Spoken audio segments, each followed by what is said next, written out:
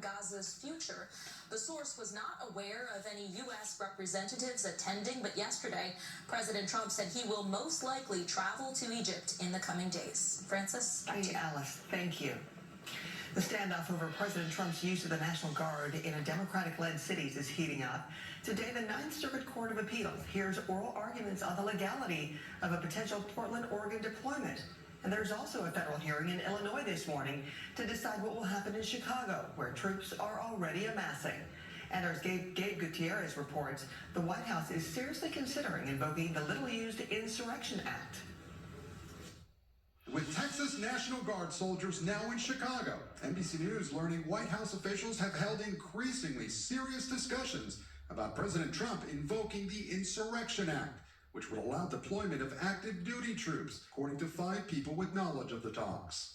The guy's a loser. It comes as there's an escalating war of words between President Trump and Democratic Illinois Governor J.B. Pritzker. The president posting he and the Chicago mayor should be in jail for failing to protect ICE officers.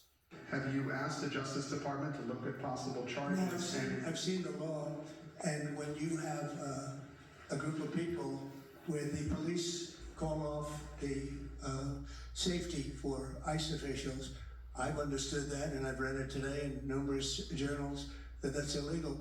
The president referencing accusations Chicago police delayed responding when ICE officers in that white van were pinned down, that black SUV ramming them several times. Chicago police deny they delayed their response. Pritzker likes to pretend to be a tough guy. Come and get me. Earlier, the governor comparing the Trump administration to Nazis. In the early days of the Nazi regime, they started slowly but surely taking away people's rights. And what we're seeing now is the very same thing. They've gone into cities now with the military. Tensions growing over President Trump's crackdown on illegal immigration. An alleged street gang member was arrested, accused of taking out a $10,000 hit to kill a Border Patrol commander there. The pastor is suing federal officials, saying officers hit him with chemical agents during a protest outside an ICE facility. And thanks to Gabe for that report. We're learning about a frightening arrest in Washington over the weekend. Police say a man was discovered with 200 Molotov cocktails and bottle rockets outside a Catholic church where Supreme Court justices were set to appear. According to the police report, the suspect, Louis Jerry, was squatting outside the church, and when approached, he threatened to throw lit explosives at officers. Police later found Jerry's notebook. They say it expressed hatred toward the Catholic Church, the Supreme Court, and ICE officers.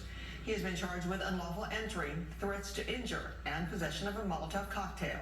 The justices ended up skipping the event as a security precaution. Former FBI Director James Comey pleading not guilty at his arraignment in federal court in Virginia. He was indicted last month on 2 charges, making a false statement. Comey's defense told the court that they will try to get those charges dismissed by arguing this prosecution is vindictive and selective, and by challenging the appointment of the Trump White House aide Lindsey Halligan as U.S. attorney after firing a career prosecutor. The Attorney General has defended the process, saying Comey was indicted by a grand jury in a liberal Virginia district. The judge set a trial date for January 5th. Now an update on the California wildfires earlier this year. Federal authorities announcing they've arrested a 29-year-old man who they say intentionally started the deadly Palisades fire in January.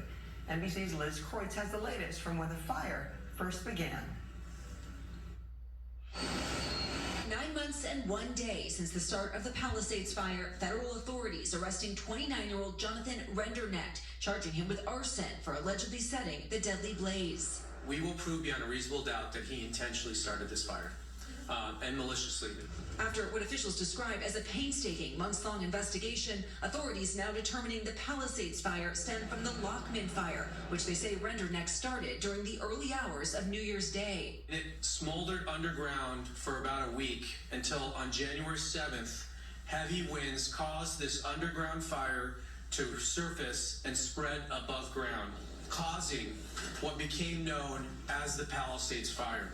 According to the criminal complaint, Rendernecht was driving for Uber on New Year's Eve. His last 2 passengers allegedly described him as appearing agitated and angry. After his last ride ended at 11:34 p.m. in the Pacific Palisades, authorities say he then drove alone to the nearby Skull Rock trailhead and hiked up the trail. About 30 minutes later, right around here is where investigators say the fire started, likely from a lighter. They say Renderneck then tried calling 911 multiple times, but couldn't get through, possibly because of cell signal. Investigators not yet revealing an alleged motive, but pointing to these chilling AI images he asked ChatGPT to create. The defendant's ChatGPT prompt of a dystopian painting showing in part a burning forest and a crowd fleeing from it. Fire victims reacting outraged. It is mind-boggling to think that somebody would actually think about burning down a city. I want him to know that, how much people are suffering, how much suffering he caused. Our thanks to Liz for that report. The last inmate still on the run after that brazen escape at a New Orleans jail is back in custody after a 5-month manhunt. Atlanta police captured Derek Groves after a standoff yesterday. A blue kiss says he was taken away. The convicted murderer was last of 10 inmates still on the lam after breaking out of jail in May. Police say he'll be extradited to Louisiana where he will face additional charges. Fall is finally in the air for the Northeast, while the Southwest is bracing for some powerful storms. Let's turn to NBC meteorologist Shauna Mendiola, who's tracking it all for us. Shauna, good morning.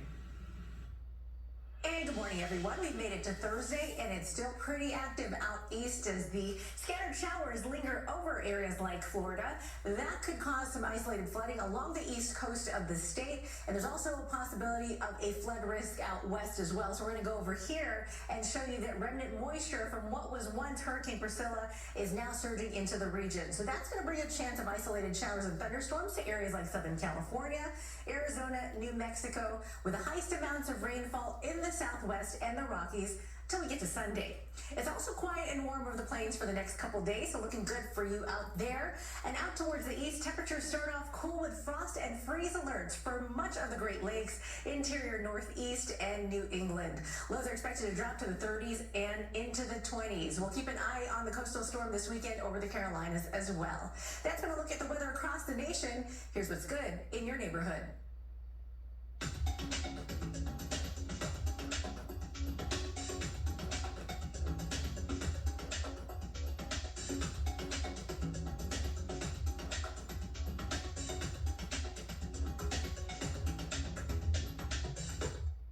And those are your weather headlines. Have a great day, everyone. Back to you. Shauna, thank you.